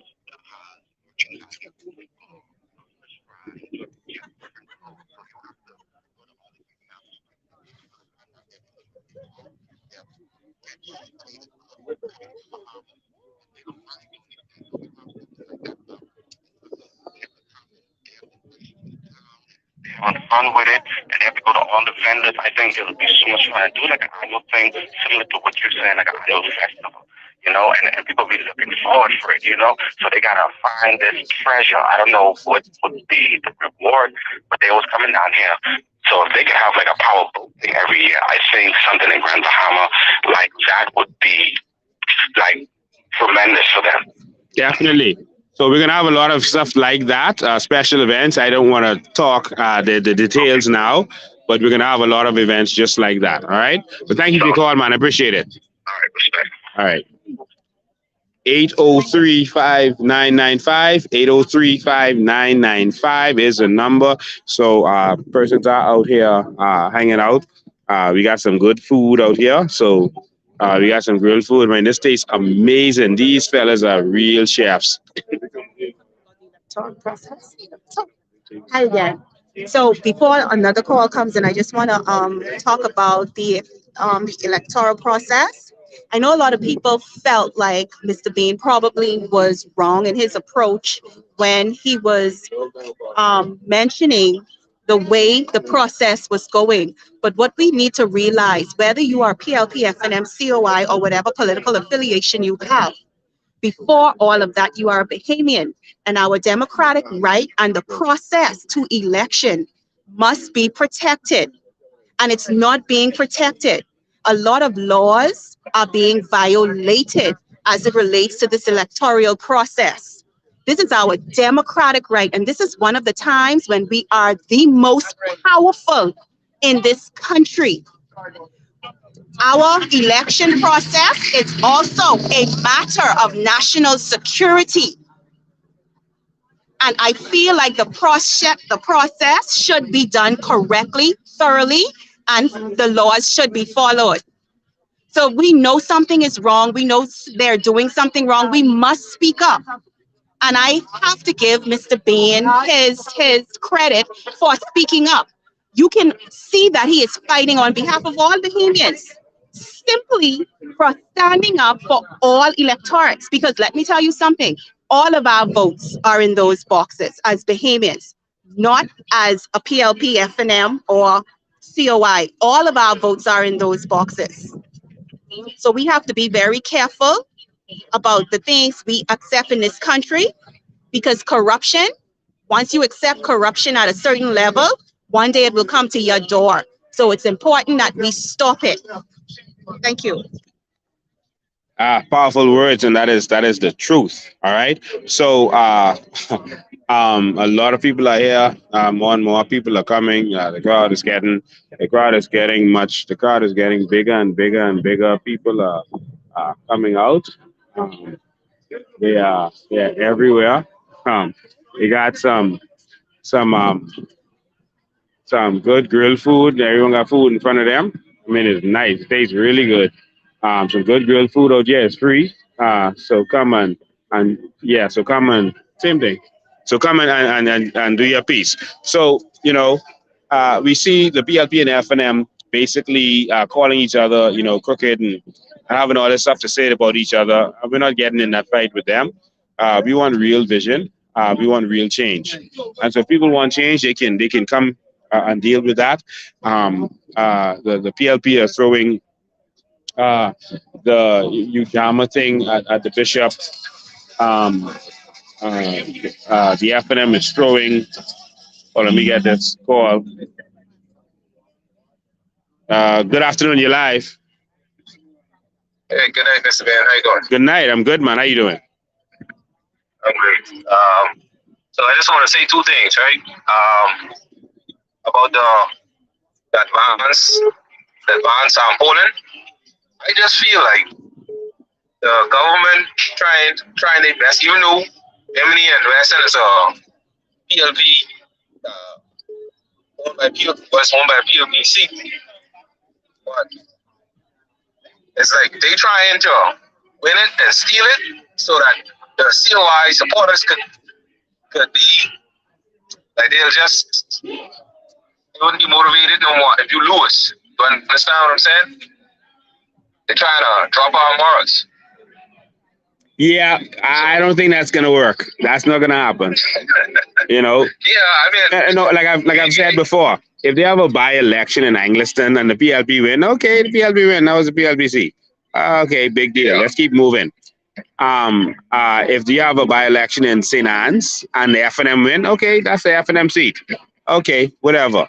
So it's no big deal. If they say there's a PLPC, we have nothing to lose. But if we win, that's the difference. All right? But we had to use this opportunity to come and speak on behalf of the Bahamian people, to address the Bahamian people, to be able to make them aware of a lot of things. This is a wonderful platform to be able to do that. And we have done that. We've stood up for the people in this community. One of the biggest things that we've been able to do since being here is force the PLP and FNM to spend money on these people who have been suffering for years and years. All right? And I'm so glad. And they had to come and spend the money because we came and we wasn't playing when we came. So it forced their hands. And so they are now flooding the ground with money. People are, and I said this from the beginning of my campaign, that this was my intention to force them to have to spend the money on the ground and spend some money on these people, throw some parties, let the people party because they've been partying for the last 2 years. And so we've won. All right. We just got to close the deal now and take this constituency and give it back to the people. So the last question is, the last thing I want to say is this. I keep hearing you talk about the fishermen and what you got planned for the fishermen. I'm a fisherman too, so I feel like one of the biggest thing for fishermen is the price of the lobster. Yes. They really have a chokehold on us with that. Spend too much money we invest too much money in lobster condos and everything to be getting $7 and $8 a pound at the beginning of the season. It's like they have a team together that everyone comes together and say, all right, you just pay $9 or $8 a pound, and that's what it is. Yeah. I think you need to fight for a better price for lobster. Definitely. And a lot of people in this constituency, that's one of the catch they bring in, and that is lobster. And we're going to fight for that. Yes. But they got to vote for that change. And I call on everyone who's in the lobster business to put me in the House of Assembly to stand up for you, because the government isn't going to do it. They've not been doing it. So put me there and you know what's going to happen. I don't live Freeport, but you see me, I pray every day that you win this seat. And then Grandpa. Thank you, man. Yeah. Thank you. All right, then. All right, blessings. 803-5995. I saw other calls trying to come in. And so we got 3 days to the election. We see all kind of skullduggery that the government is doing. We want the police to stop being soft on the PLP and FNM when they're doing wrong. We're going to enforce certain things. We have to. It's the integrity of our democracy that we have to fight. But just do it right, man. Just do it right. All right, so that I don't have to put you in your place. Just do the thing the way it's supposed to be done, and we don't have to worry about Lincoln being having to come and stand up against them. All right, let's go back to the phone line. Good afternoon, you live. What's up, bro? I think I missed that one, or I can't hear them. Good afternoon, you live. Hey, good afternoon, my brother. How are you? I am awesome, my brother. How you doing? Hey, man, this is Elder James here. How you doing? Awesome. Listen, man, my brother, let me just say this. What's up, man? How you doing? I'm blessed, I'm blessed. Uh-huh. Let me just encourage you and say this to the listening audience. West End and Bimini. This is the greatest time for West End and Bimini to really to show the politicians, CLP and the SNL, who really has the power. The power is in the vote. So when they go inside of those boxes to vote, all my prayers, my brother, and I believe it can happen, is that they vote for the change that they wanted this country for the last 50 years. There's no political leader that's done what you have done, my brother. Let me just say, it's nothing about you. It's about your mindset. It's about your courage. It's about your strength in which you believe that this Bahamas belongs to the humans and you are fighting for it. You, along with Maria and along with Miss Brain. And my prayer is continuously, thank God, that the people of West End and Bimini will see what you have done since you went down there. And I believe that you will become the representative of that island. Your plan, not only for West End, is a great plan, but your plan on the whole for the Commonwealth of Bahamas as a leader. That's the plan, like what you have put forward. And I appreciate you. Continue to do well. Tell Miss Green I love her. And all of them now, your man. And so, you know what? Continue to fight. Don't mind with the PLP. They know they have lost the grip on that team. That is why they are doing all what they are doing, my brother.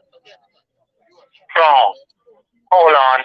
I believe you'll be victorious. God bless you.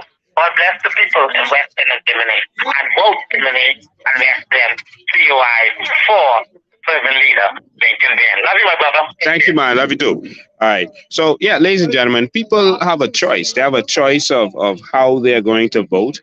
It's their choice, and we always say this is a God move, but the people have voted against God on many occasions. The people can make the wrong decision, and then there's consequences. That's the reality. They've done nothing for this constituency. All of a sudden, they're promising again to do something. Every election, they promise to do stuff, and they don't do it. So their big talk now is that, Lincoln Bain doesn't have the purse, he isn't in the government, etc. But what can he do? But what have they done? It's the question. You're live. Good evening.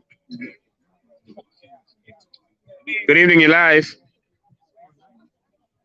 Go ahead, caller. Okay, we lost that call. So you can call us back, 803-5995, 803. Okay, they called back. Good evening, you're live. Good night, my president. How are you? I am awesome. How you doing? I am great.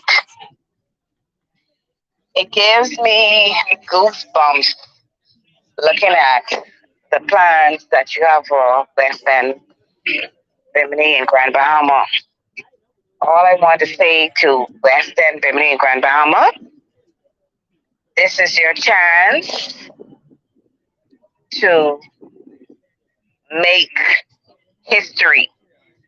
Let y'all be the first set of people that will go down in history that fight for change and make the change happen. Because I don't know how they can have that corrupt so-called person running for the F&M the PLP candidate that's saying that he doesn't have a bank account. He has to talk from a cell phone in order to talk to the people.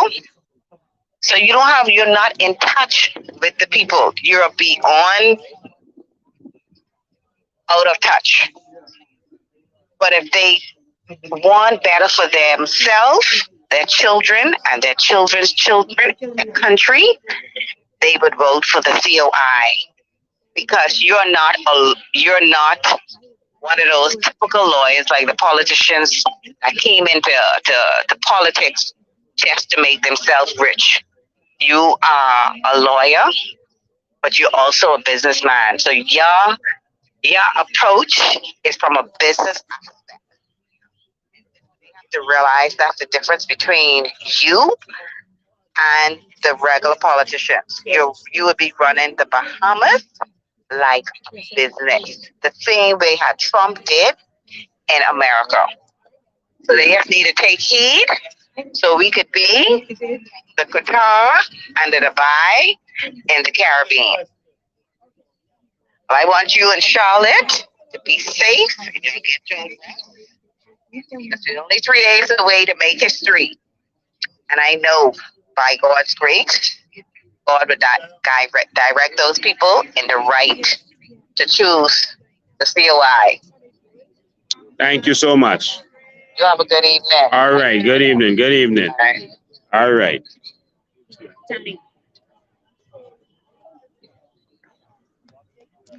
All right, ladies and gentlemen, Mr. Bean is going to take a break for a minute.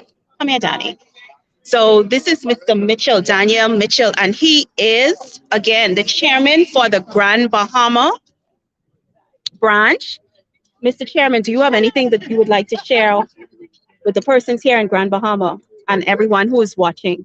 Good day, Bahamas. I would like to say to West Grand Bahama and Bimini, now is the time to make that change that is desperately needed for here in West Grand Bahama and Bimini. For far too long, we see this settlement, this constituency has been neglected, it's being neglected for decades. It's time for change, West Grand Bahama and Bimini. And I'll tell you today, vote Lincoln Bean on the 22nd of November.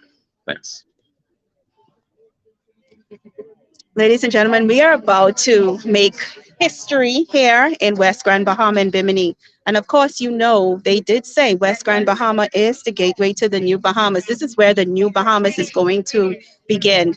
If I could remember correctly, I remembered in Abaco during the by-election where Hubert Ingram had stepped down, Renato Curry ran for that seat. I think I did take part in that. I was actually one of the campaign supporters working with Renato Curry. And I could tell you, I have never witnessed a by-election that is taking place here in West End and Bimini.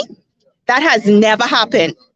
To have the Prime Minister hit the ground with almost his entire cabinet, the FNM leader, along with almost his entire cabinet, hitting the ground like this is a general election.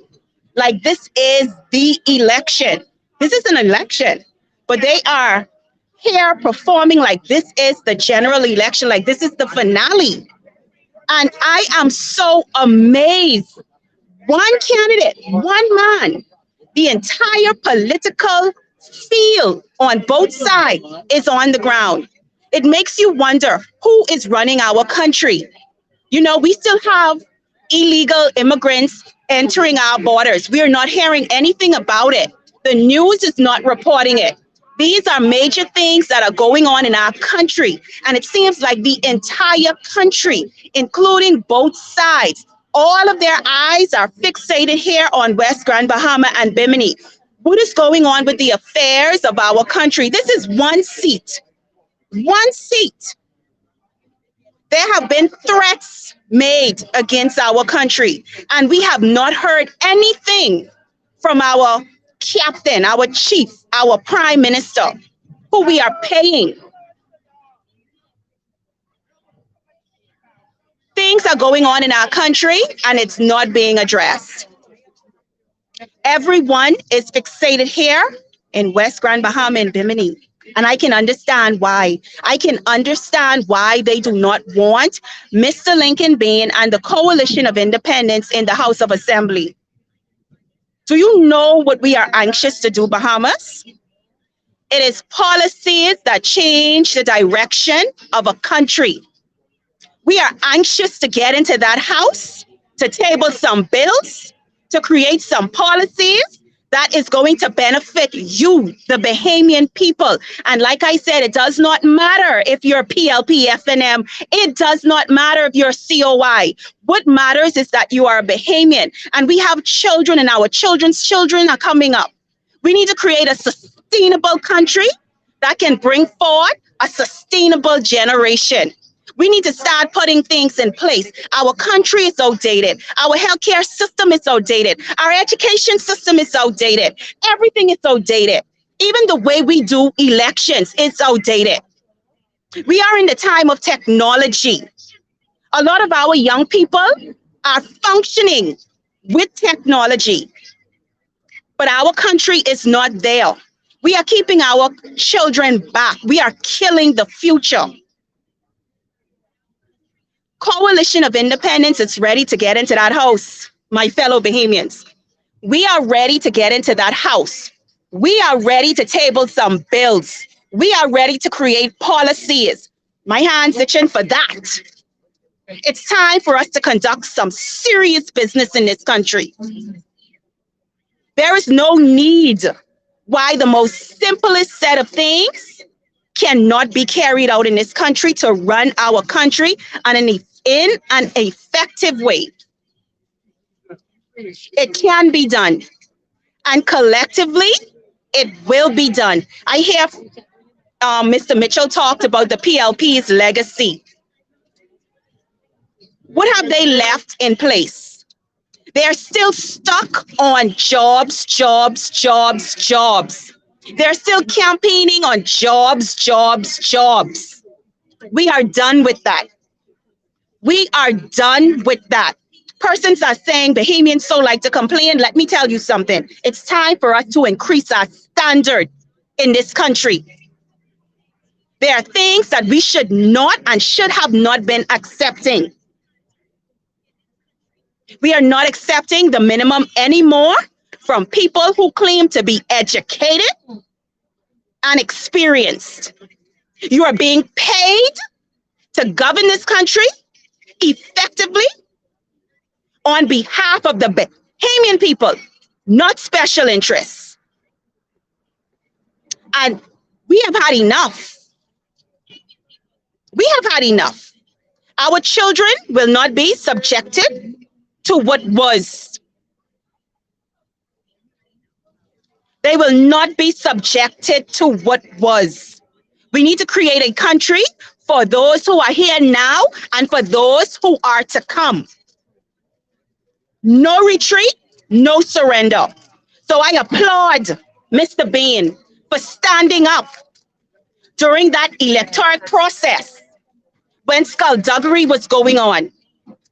I watched as the rest of the candidates, some said nothing. But I watched Mr. Bain took charge, and that is what we need in the House of Assembly. We need a person to take charge when they see something is wrong, they speak. Yes. We don't need anyone to sit in the House of Assembly and be quiet. We don't need that. True. Those days are gone. Those days are gone. Now, like I said, I told him, I know when we win, we have a couple of days of partying. I told him, I say, Mr. Bain, I forbid, because I heard him sniffing, because he was standing in the rain. I say, you stay right there sniffing. We'll wheel you in the House of Assembly in the wheelchair.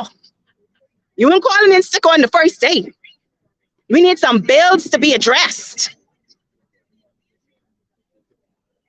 So my fellow Bahamians, I am so happy to be in this time. In this time, we are about to make history. We have been wandering in the wilderness for far too long. Those who want to stay, no one is forcing you to come out. You can stay. But I guarantee you, hell or high water, we are going into the new Bahamas.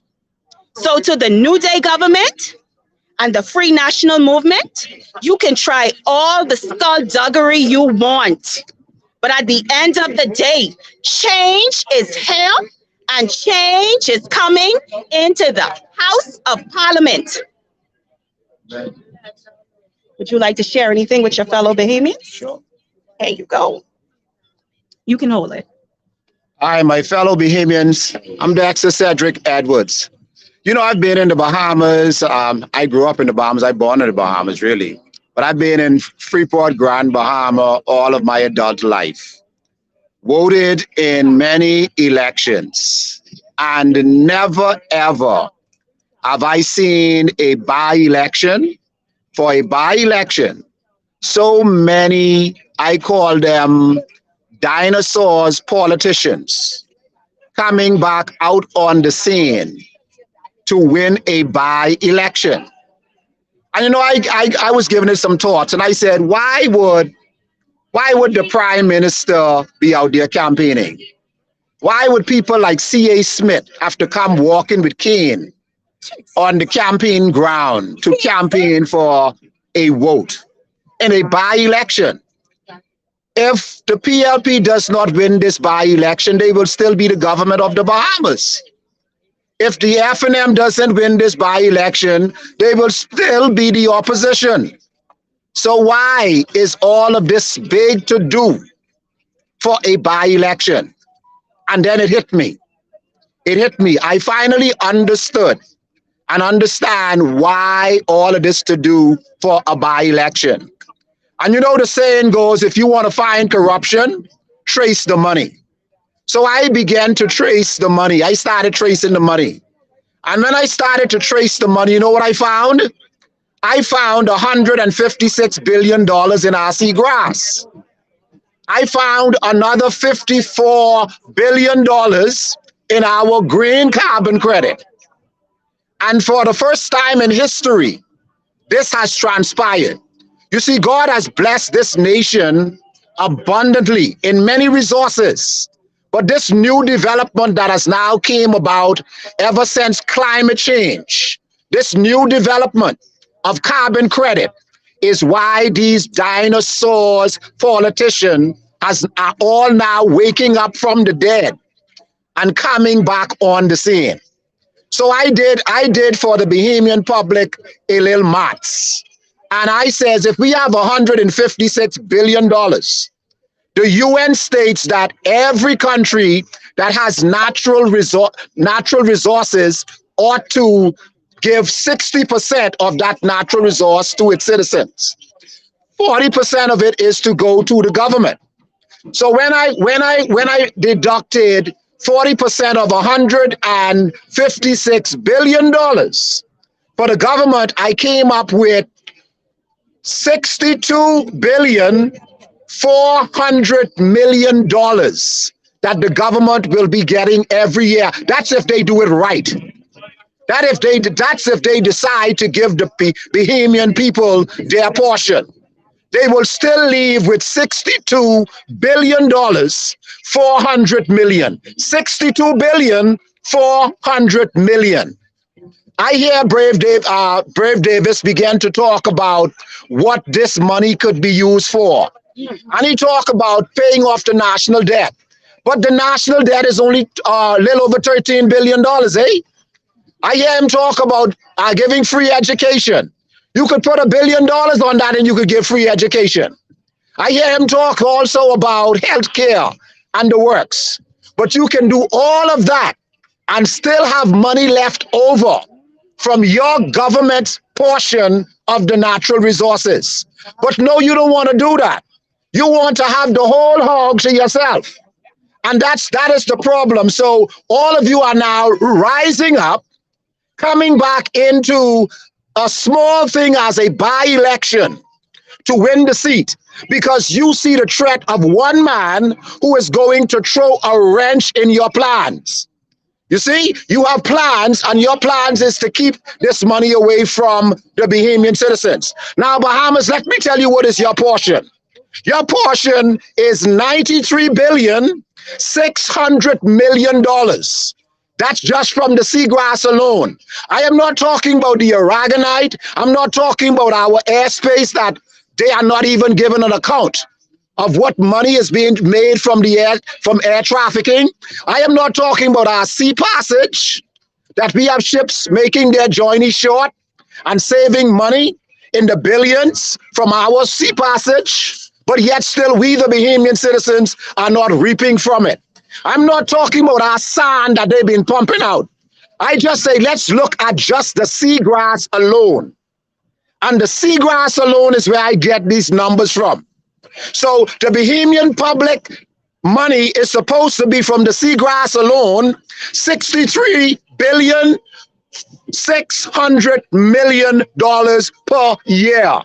So when these crooked politicians comes to you, Weston and Bimini, listen to me carefully. When these crooked politicians come to you to buy your vote, the value of your vote is not $50. The value of your vote is not $1,000. The worth of your vote is not $10,000. If you were to divide that same $63,600,000,000 between 400,000 citizens, I mean, no, we don't have that much Bahamian citizens, because a lot of them is foreigners.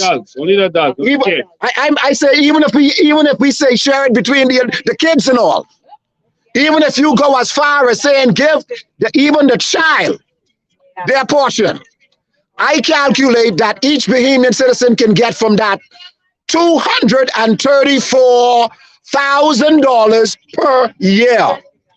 That adds up to $19,500 per month. So when these crooked politicians comes to you, Weston and Bimini, if they cannot give you a check for $234,000, drive them away from your door, and then also make them sign a contract after they have given you the $234,000 that they will give you a yearly income of $234,000 minimum, because your vote is worth millions. Your vote is worth millions, and they knows this. This is why these dinosaurs politicians has now resurrected from the grave and coming back on the political scene. That is why this by-election is so important to them. The FNM will not stop them from their plans from passing in Parliament. But Lincoln Bean will indeed stop them, because he has been torn in their flesh on the outside. Inside that House of Parliament, Lincoln Bean will be a sword in their hearts. So I am calling on you, West Grand Bahama and Bimini, if you truly want to see change, and if you want to see your children's children get what is due to them, you must begin to start this process. And this process starts with this by-election. The process of you getting what is rightfully yours begins with this by-election. Vote for change, West End, Grand Bahama, and Bimini. Vote for change, and may God bless us all. Thank you so much. You heard from one of our executives. Like we said, this is not a one-man army. We have an army of not only women, but men that are standing behind us. And our people are very educated and informed. Very educated and informed. Good night, 8 Mile Rock. I just want to speak to the people from 8 Mile Rock, West End, and Bimini, because that's the residence where I'm from. From the by-election, I saw the PLP and the FNM come on the ground. I thought they'd come over here to help us. But all we got was chicken, bears, coupon, music, and a lot of discipline, a lot of indecent act around the churches. Mr. Davis, you're the Prime Minister and Chief in Command, or Commander-in-Chief. I don't think we'll ever follow you a wolf again, because this ain't no way to let the people have the mindset for robbing and thieving. If you're robbing and thieving, when you go to work, the contract team will pay you because the prime minister them thieving.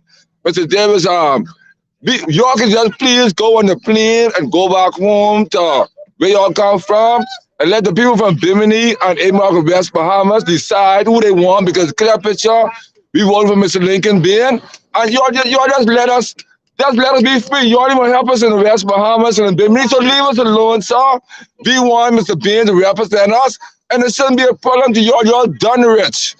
Yeah. We ain't want with the riches. We want with not living in poverty anymore. Thank you very much. Good night. Hold on. Don't go nowhere. Don't go nowhere, because you little out of order. You ain't safe. Brave Davis send Paco Deal with $700, because Paco Deal wanted to be a candidate too, to come to our headquarters to give you. Yes, sir. And you take that $700, yes, and you sir. still don't want Brave? No, sir. No, sir. If he give me $1 million, I wouldn't vote for him, sir. I would take it. And I can vote for Lincoln Bain. You can take the man money. That's my money. That's my money. I born from a child. I'll be paid off all my earnings from a child to now. So that's my million. Let me have it, please. Well, I know I can fix your business with one thing. You know, Brave Davis. You know, I can say that Brave Davis is going to do some of the stuff that he promised to do. And I can say this to all y'all.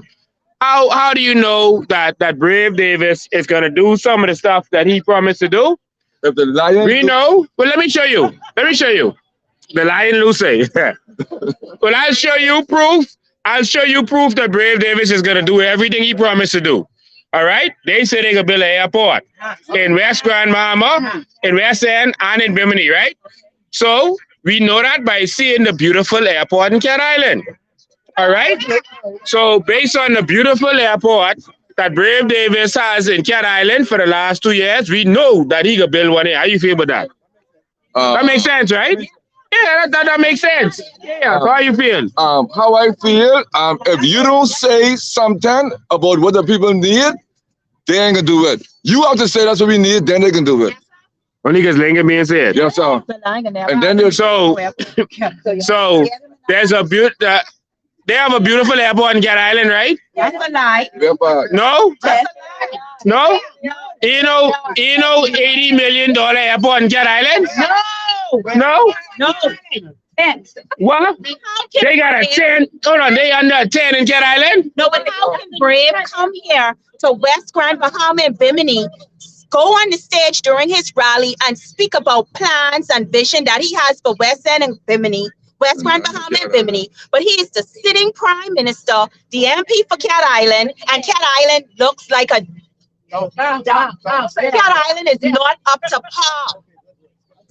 Woo. How do you know if Brave Davis is going to do something in Cat Island? Sorry, in West Grand Bahama and Bimini, just look at Cat Island. So they promised they could do this. They could break down the police station and they could redo a good police station. Again. Look at the police station and the customs office in Cat Island. It's a trailer, Lincoln. It's a trailer in the 21st century. It's a trailer breakdown full of mold. No AC. So they promising West Grand Bahama and Bimini all the world. And they the government. Yeah. So Brave Davis got the customs and the airport looking like that, the police station looking like that in Cat Island. All right, and you got okay. What about the clinic in Cat Island? Man, what clinic? What? Y'all ain't safe. You mean that when we went into that, like that little house? The little room? Yeah, the little house. They still using that? That the nurses say snake was crawling through the wall because everything was open up and the snake was coming out the ceiling. Okay. So the snake coming out the ceiling in Cat Island, all right, in the clinic. But Brave Davis promising y'all they could do this and that and the next thing for y'all. They're going to have a whole Defense Force base in West End. A whole Defense Force base. I ain't got police station. And Cat Island ain't get a clinic. And Cat Island ain't got no clinic. I mean, Cat Island have good road. Police station. You all know that in Cat Island, under the F&M, at least they was running pipes for water, right? But they was running pipes where there was no people, right? They was running pipes where there was bush. We did a live showing you that. Miles and miles of bush, and that's where Minister was running the pipes, right? For nothing. I guess he was giving water to the trees. Yeah. To the bush. All right. Some people use the bathroom in the bush.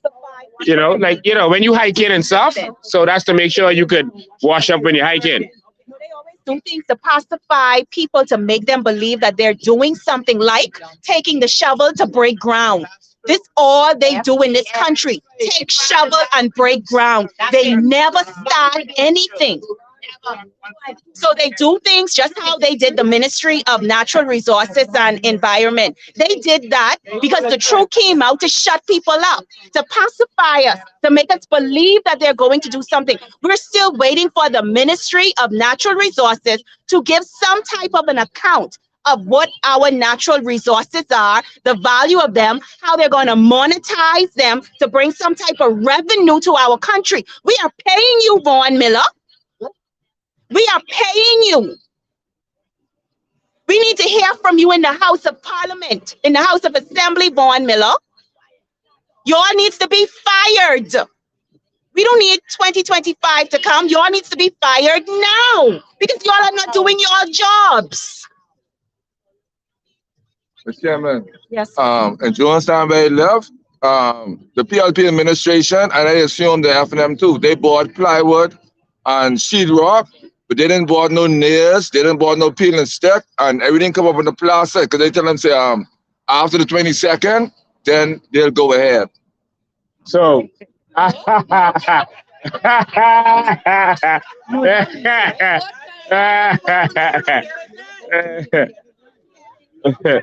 But the people need it now. Right. Now. Right. Real talk.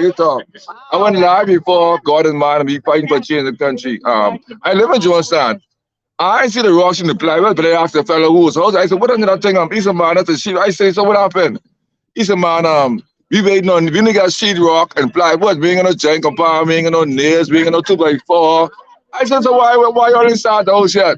So they tell us wait after the 22nd. You know what that means, right? You know what that means, right? What I mean? I am so tired of our government using certain things as leeway to buy our people, and they buy our people so cheaply. Our people need to now, we need to move forward. We need to march into the new Bahamas. We need to stop being prostitutes. The whole Bahamas is a Cinderella story. Yeah. We are wealthy in all of our riches, and we are not able to benefit from it. They have our parents, our grandparents in poverty. They have our parents and our grandparents in poverty. But guess what? That will not be the portion of our children. That will not be the portion of our children's children. We are going to stand up in this country and we are going to take. We're not going to ask anymore. We're going to take what belongs to us. Like I said, our mission, if the rest of the Bahamians accept, is to put us in the House of Assembly. We want to get in there and we need to table some policies and put some bills in place. And let me tell you what is the most exciting bill. The bill where all Bahamians will get a benefit from their natural resources. How does that sound? Yeah. Mr. Bill, I just have a question. Just a question for you, sir. At least, how will you put it? Maybe no question, but I just want to tell you this. In West End, and when the crawfish season closes, you can't use your compressor to dive crawfish. Mm-hmm. You can't use a compressor at all. So what the people have problem with in West End, if you get the small conch without closer to the shore, you'll be arrested for small conch. Right. But you have to go for the conch much deeper. Mm-hmm. It's like we dealing with like 40 feet, 60 feet water and conch. What? So you ain't able, you could go down there and dive with 3 conch, but you can't dive enough conch to maintain your situation. So I think West End, they want to pose me the question. I think they want to hear us from you. If you could help us to eliminate that situation, because we need the compressor to dive the conch in deep water. I understand we can't use the compressor, the crawfish season closed. But the big conch stamp in deep water, there's no way possible we can free dive them, sir. No man could. So we only get the smaller conch without in the front area. So we can look into that situation and see if we can deal with the law or whatever the Constitution, whatever, to help us on West End because we cannot dive conch with old compressor in the deep water, sir. Yeah, that's something we definitely gonna look into. But also, we don't need to just be diving conch. We need to farm conch. Yes, All sir. right. So we're gonna be farming these. We're gonna be creating habitats along the water in different places, Yes, sir. so that we could just farm conch, crawfish, all these things. We're gonna have grouper. China, 50% of the more than 50% of the fish that we eat in the world today is farm fish right now. Right. China is the number one in farming fish. Right. We need to be number one. We got more water. They doing it in little pools, and they're creating unhealthy situations. All right, with these nasty pools they're making the fish in, and everyone eating that.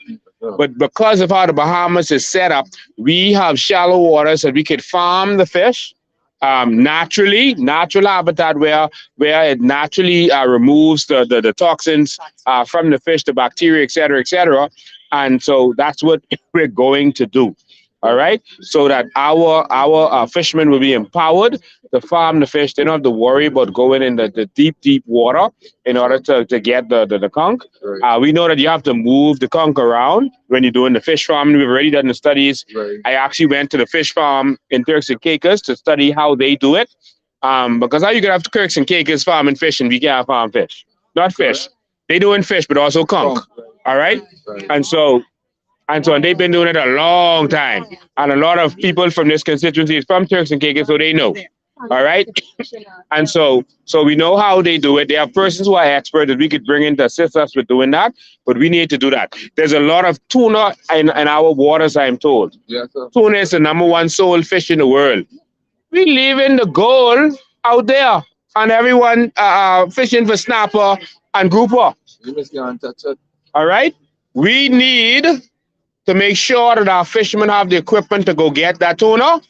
And so we can sell that tuna to who want can it, and we can also can the tuna. We need vision, man.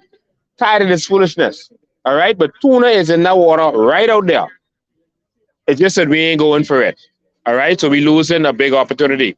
So I want to thank all of you who called in today. We did over 2 hours today. Again, to all of my people in West Grand Bahama and Bimini, you know, if Philip Brave Davis is going to keep his promises by the promises he has kept in Cat Island. And so I don't want you to think for 1 second that he ain't do nothing in Cat Island, but he coming here to do something. All right? If you believe that, I got one planet on the far side of the galaxy to sell you. If you believe that Philip Brave Davis, in fact, I started to say the water project that that Minister was doing, when Brave them got in, they stopped it. They stopped the water project in Cat Island, on his island. So you ain't want your own people have water? Like you stop it? Like they was talking about Minister them stopping the building, but Brave stopped the water project in his own island. All right? You ain't hearing nothing about that. It stopped. A contractor called me and informed me. He said, Lincoln, how could y'all let Brave be around here talking about what he could do in West Grand Bahama and Bimini, and he ain't doing nothing in Cat Island? He could build hospital for y'all in West Grand Bahama and the clinics run down and the nurses complaining in Cat Island. He could build police station in West End and look at the police station in Cat Island. They could build seawall for West End. Go look at the seawall in Cat Island. This the reality. They can fix your roads. Go look at the roads in Cat Island. All right? Cat Island, San Salvador, and Rumkey. Go look at it. And only San Salvador had a lot of stuff done because Club Med did some stuff. That's why I keep saying Cat Island. But if the man ain't do nothing for his constituency, how he coming here to do something for this constituency? Oh, Lord. They say they go open the school. Y'all see any work started in the school yet? Any hammering going on at the school? No nail, no hammer, nothing, right? Nothing happening at school. They say they go open the school. Not one nail, no hammer, no nothing happening in school. All they say is vote for us, vote for us, vote for us, please the government. And nothing. Wake up, Bahamas. Now I know one thing. With me as the MP, they gonna finish that school. All right? They can finish that. You don't have time to play with them. So y'all could fall for their tricks again. All the stuff they say they could do. I see I heard Kingsley speaking and Lord. I felt so sorry for him. It's like they put one piece of paper in front of him and say, now read that, read that. All right, go read that. Now go sit down. That it's almost like he is a Manchurian candidate, like he's a puppet, just come here, just do what we say. The prime minister has to campaign for him. I don't understand this. All right, this is making no sense. Zero sense. But you have your choice. All right. So we go live again on Tuesday. That's the night before election. We'll go live again on Tuesday. We love you all. We appreciate you all. You will say your goodbyes. Okay. So, okay. So to all of our members and our supporters, our executives here in West Grand Bahama, Bimini, Freeport, in Nassau, I just want to say thank you to you guys for holding it down. I appreciate you all. I know we're making a lot of sacrifices right now. You're standing on the front line. We're not the only ones on the front line. I appreciate your sacrifices. All of our members and supporters, I appreciate your support. So thank you. Thank you for the encouragement. And let's get together, continue spreading the message. Remember, if you are not a member, you can visit our website at www.coalitionofindependence.com and sign up and be a member, be an agent of change. So thank you, ladies and gentlemen, for spending 2 hours with us tonight. That's 2 hours, right? That's more than 2 hours. Oh my God. Yeah, that's 2 hours and 11 minutes. So someone in Cat Island, send me some pictures, please. Go to the airport and take some pictures. Let's get some updated pictures of that. Both airports. Let's go to the clinics and let's take some pictures of the clinics. Nurses in there, take some pictures, send it to me, please. So we can let the people of West Grand Bahama and Bimini see something. All right, let's see something. Send me the pictures that we need. Send a picture of the police station, the clinic that was never finished. It started but never finished. Send me those pictures, all right? We need that to happen. You know what? My fellow Bahamians, we need that to happen throughout the islands of the Bahamas, because there are some things that would probably be going on in Andros that we have no idea, that we don't know what is going on. There are things going on in Navigo. It's time for us to connect. I think we need a Facebook page or a website, and we need all of our citizens to start sending photos of everything that is going on in those islands. That is the responsibility of our government. We need to connect. It's time for United Bahamas. We need to unite. Yeah, because everyone is suffering on their own on all these islands, and we're paying taxes just like everybody else. So send the pictures. 8035995 is my number. Send the pictures to my phone. WhatsApp it to me. It's encoded. No one will know you send the picture. But send me the pictures from whatever family island you're on. Let's show them the continued neglect. They say they coming here to fix West Grand Bahama and Bimini because we had a by-election or having a by-election. Okay, so what you can do with these other islands? Send me the picture of whatever island you are on. So our people, the hospitals, the clinic, everything the government is responsible for, the docks, the roads. Send us the pictures. All right? Send us the pictures from whatever island you're on. When we go live on Tuesday, we're going to show the entire country the real Bahamas. How the Bahamas is going down. The deterioration is nothing to brag about. They cannot stand on their record, and that is PLP and FNM. They cannot stand on their record. So all they're doing is having these rallies saying, vote for us, shake your pom-pom, dance, shout with us, and then talking bad about the other side.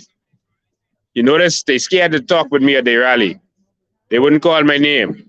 They wouldn't open their mouth because they don't want me come for them. All right? But we coming for them anyway.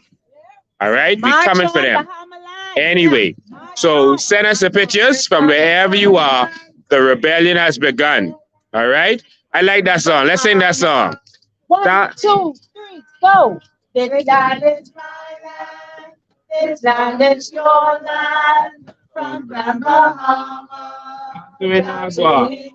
From the Berry Island. cross to marijuana. This land. Again, this land is, hey, from Granba down to Inagua, from the cross to me. This land was made for you and me. This land was made for you and me. One more time. This land is your land. From Bahama to Inagua, from the Berry Islands, cross to Maguana. This land was made for you and me. Ladies and gentlemen, this is Lincoln Bain. I'm a runaway slave. I ask you to join me, because we ain't going back there. Ladies and gentlemen, change is here, and no one can stop this. We want something different. We're tired of slavery, we're tired begging, and we want a new Bahamas. Change ain't coming! Change ain't coming! See y'all next time.